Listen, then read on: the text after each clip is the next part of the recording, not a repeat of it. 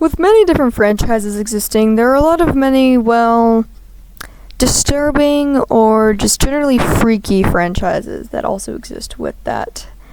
And today I'm going to talk about a few different franchises that deeply disturbed me.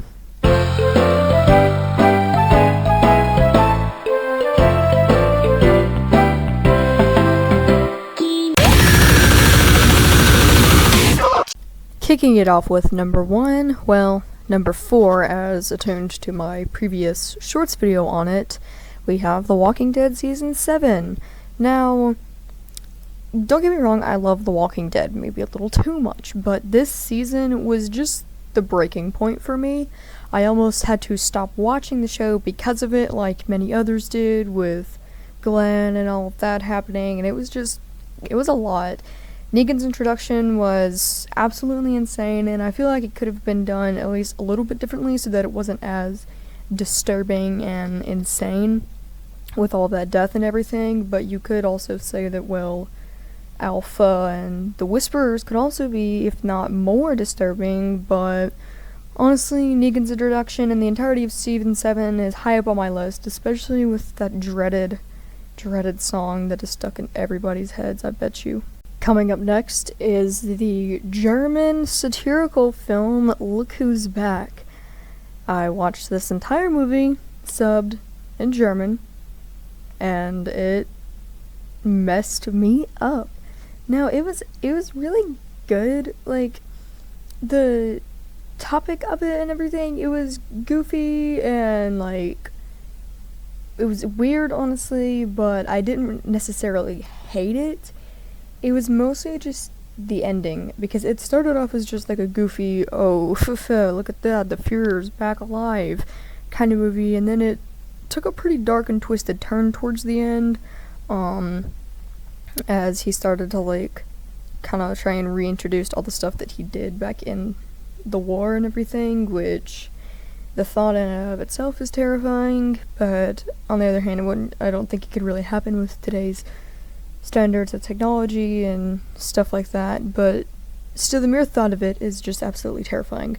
And then at the end there was all this insane crap with, like, the masks and the, like, wormhole thing. It was confusing and mostly disturbing, but that one scene, well, the multiple scenes with that emo girl, ooh, she was fine.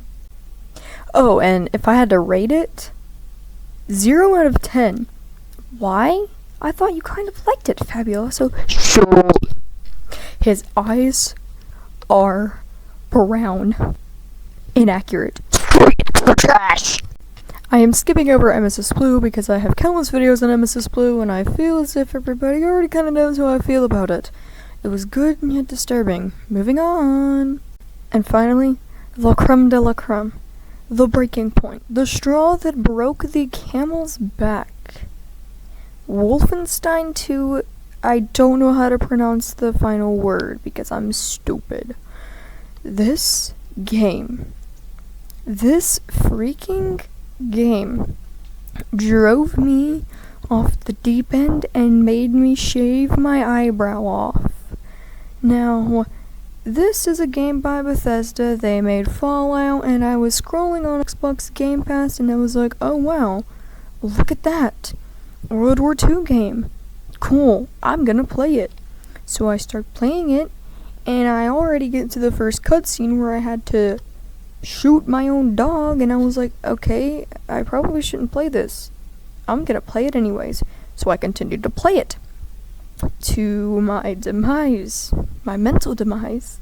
Now, up until the part where you're captured by Miss Hillary Clinton ripoff, it's pretty okay. I mean, there's a lot of really unsavory crap in this game, but then you get captured, and you have to escape, only to find out that escaping was a dream, and you're not actually escaping.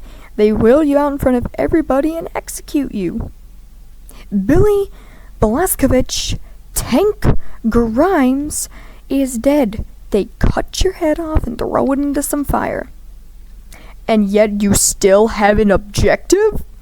Make it make sense.